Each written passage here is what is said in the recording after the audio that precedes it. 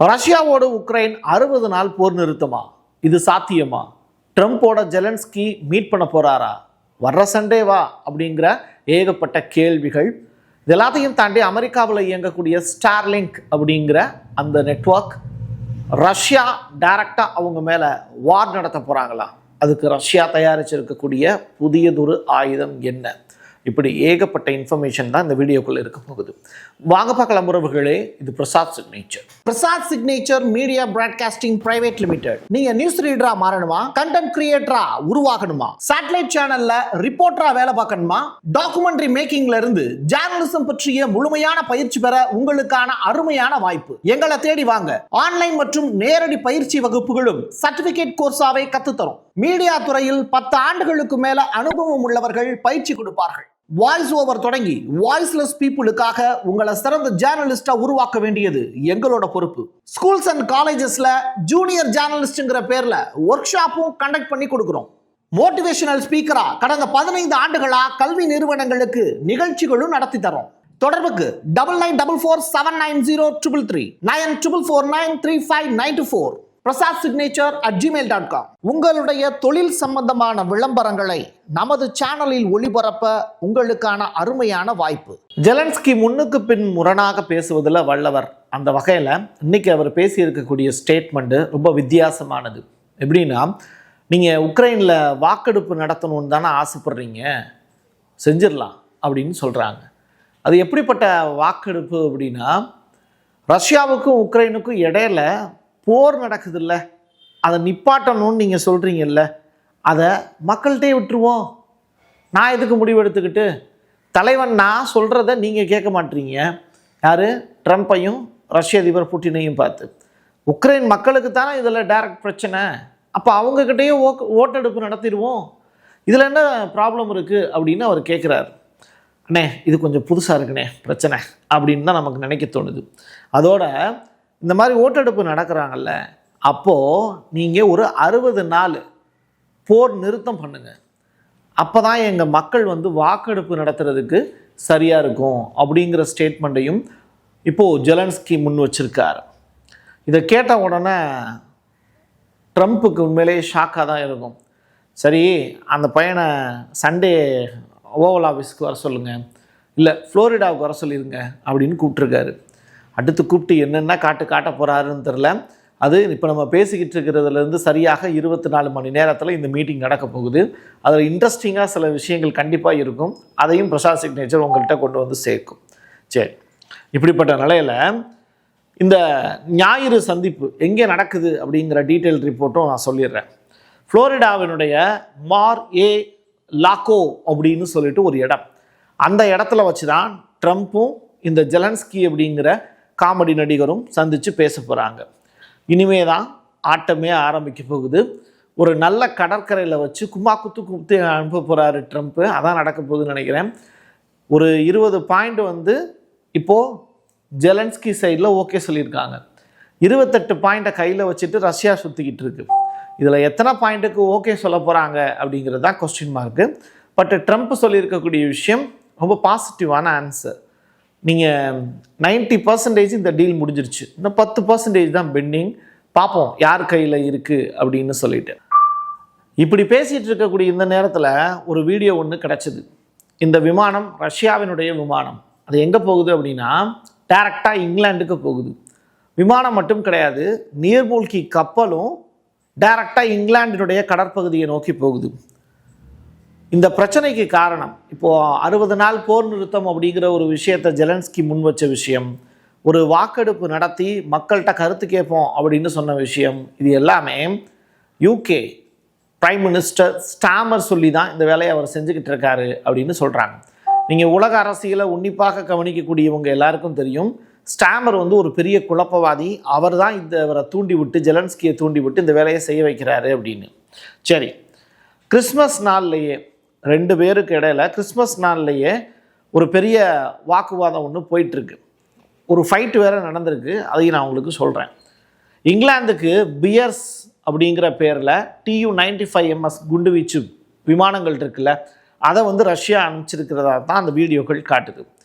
7 மணி நேரம் பயணம் பண்ணி அது இங்கிலாந்துக்குள்ளே சுற்றி வருது. பதிலுக்கு இங்கிலாந்து அட்டாக்கே பண்ணல. அட்டாக் பண்ணாங்கன்னா டைரக்ட் வார் நடந்திருக்கும். அதோடு இதற்கு பாதுகாப்பாக Su-33 அப்படிங்கிற போர் விமானமும் துணையாக போச்சுங்கிறது தான் இங்கே கூடுதல் தகவல். சரி, இதை பார்த்துக்கிட்டு இருக்கக்கூடிய யூரோப்பியன் யூனியன் சும்மா இருக்குமா? ஏன்னா நாட்டோ கூட்டமைப்பில் ஒன் ஆஃப் த மெம்பர் தானே யூகே. அப்போ வரிஞ்சு கட்டி சண்டைக்கு வருவாங்கல்ல, என்ன பண்ணியிருக்காங்கன்னு பார்ப்போம். இப்படிப்பட்ட நிலையில் ரஷ்யா புதுசாக ஒரு ஆயுதம் ஒன்றை தயாரித்து அது தொடர்பான வீடியோக்களை வெளியிட்டது. இது வெறுமன ஆயுதம் கிடையாது, இது சேட்டலைட்லேருந்து இமேஜஸ்லாம் கிடைக்குது இல்லை, அந்த சேட்டலைட்டையே டைரக்டாக அட்டாக் பண்ணுவதற்கு வல்லது அப்படின்னு சொல்கிறாங்க எங்கள் பூமியில் இருந்தே. அப்படிப்பட்ட ஒரு இமேஜ் தான், வீடியோ தான் இப்போ நீங்கள் பார்த்தீங்க. சரி, இப்போ இதை யார் தயாரிச்சிருக்கா அப்படின்னா ரஷ்யா. யாருக்காக, யாரை எதிர்த்து சண்டை போட போகிறாங்க அப்படின்னா, எலான் மஸ்கினுடைய ஸ்டார்லிங்க் செயற்கைக்கோள் இருக்குல்ல, அதை சிதைக்க போகிறோம் அப்படிங்கிற ஒரு புதிய எதிர்ப்பு ஏவுகணை, ஆன்டி மிசைல் சிஸ்டம்னு சொல்லுவாங்கள்ல. இதனால் வரைக்கும் இன்னொரு நாட்டில் இருந்து உங்களை தாக்க வரக்கூடிய ஏவுகணையை மட்டும்தான் இடைமறித்து தாக்குவீங்க, கரெக்டாக?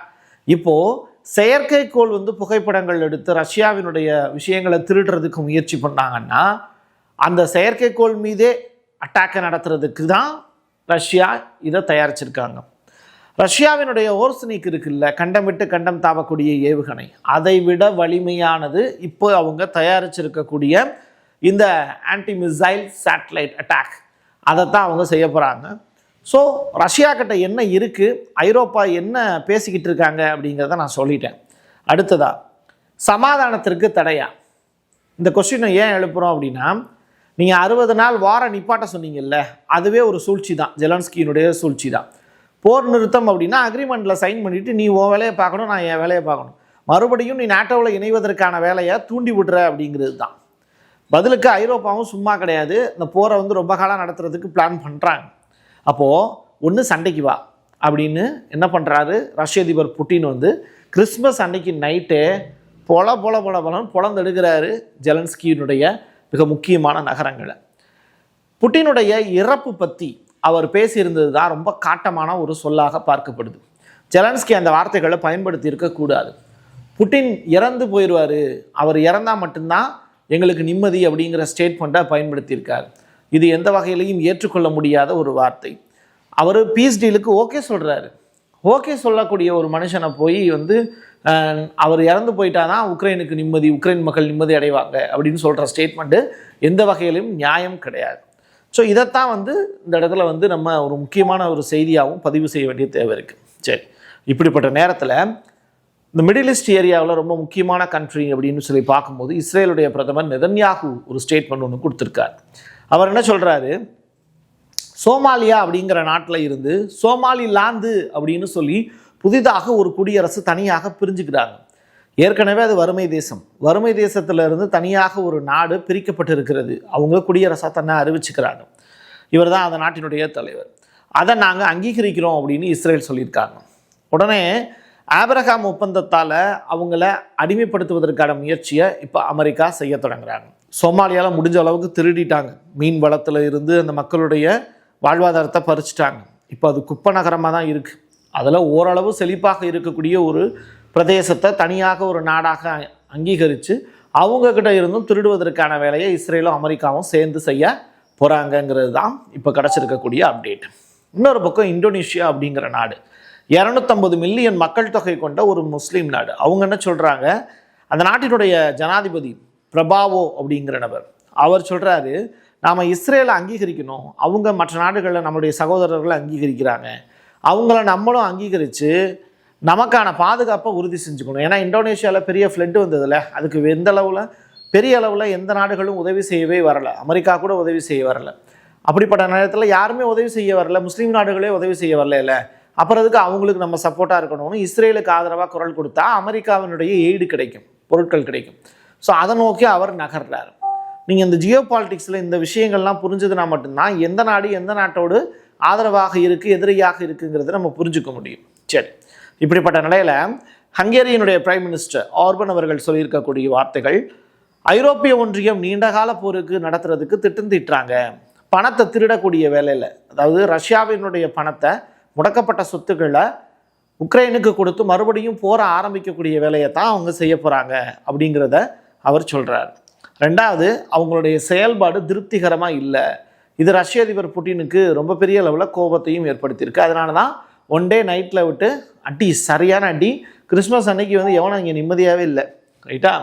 இப்படிப்பட்ட நிலையில் ஐரோப்பா பாதுகாப்பாகவே இல்லை அப்படின்னு மார்க் ரூட்டே, இவர் யாருன்னா நேட்டோவினுடைய சீஃப், ரஷ்யா தனது பட்ஜெட்டில் 10% இராணுவத்துக்காகவே ஒதுக்குறாங்க. அது எதுக்கு தெரியுமா?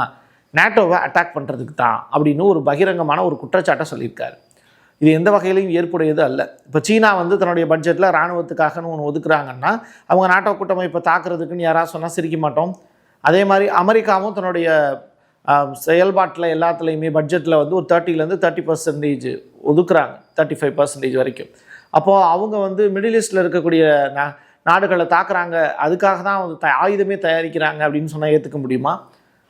இப்படிப்பட்ட கேள்விகள் பதில்களை மார்க் ரூட்டை முன்வைக்கிறதுங்கிறது ஏற்புடையது அல்ல அப்படின்னும் சில கருத்துக்கள் உலகளாவிய அளவில் சர்வதேச பகுப்பாய்வாளர்கள்னு சொல்லக்கூடியவங்க ட்விட்டர் அண்ட் ஃபேஸ்புக்கில் முன் வச்சுக்கிட்டு இருக்காங்க. எது எப்படியாக இருந்தாலும் நாளைய தினம் ஜெலன்ஸ்கி நம்முடைய ட்ரம்ப் அவர்களுடைய மீட்டிங் சிறப்பாக நடைபெற்று அதன் மூலிமா ஒரு பெரிய அப்டேட் ஒன்று காத்திருக்கு. அது நம்மளது சேனலில் நிச்சயமாக அப்லோட் செய்யப்படும். என் கையெழுத்து என் மக்களுக்கானது உறவுகளே. மீண்டும் ஒரு பதிவில் சந்திக்கலாம். நன்றி, வணக்கம். Prasad signature media broadcasting private limited. நீங்க நியூஸ் ரீடரா மாறணுமா? கண்டென்ட் கிரியேட்டரா உருவாகணுமா? சேட்டலைட் சேனல்ல ரிப்போர்ட்டரா வேலை பார்க்கணுமா? டாக்குமெண்ட்ரி மேக்கிங்ல இருந்து ஜேர்னலிசம் பற்றிய முழுமையான பயிற்சி பெற உங்களுக்கான அருமையான வாய்ப்பு. எங்களை தேடி வாங்க. ஆன்லைன் மற்றும் நேரடி பயிற்சி வகுப்புகளும் சர்டிபிகேட் கோர்ஸாவே கத்துத்தரும். மீடியா துறையில் 10 ஆண்டுகளுக்கு மேல அனுபவம் உள்ளவர்கள் பயிற்சி கொடுப்பார்கள். வாய்ஸ் ஓவர் தொடங்கி வாய்ஸ்லெஸ் பீப்புளுக்காக உங்களை சிறந்த ஜேர்னலிஸ்டா உருவாக்க வேண்டியது எங்களோட பொறுப்பு. ஸ்கூல்ஸ் அண்ட் காலேஜஸ்ல ஜூனியர் ஜேர்னலிஸ்ட்ங்கிற பேர்ல ஒர்க் ஷாப்பும் கண்டக்ட் பண்ணி கொடுக்கிறோம். மோட்டிவேஷனல் ஸ்பீக்கரா கடந்த 15 ஆண்டுகளா கல்வி நிறுவனங்களுக்கு நிகழ்ச்சிகளும் நடத்தி தரோம். தொடர்புக்கு 9944790333 94493594 prasad.signature@gmail.com. உங்களுடைய தொழில் சம்பந்தமான விளம்பரங்களை நமது சேனலில் ஒளிபரப்ப உங்களுக்கான அருமையான வாய்ப்பு.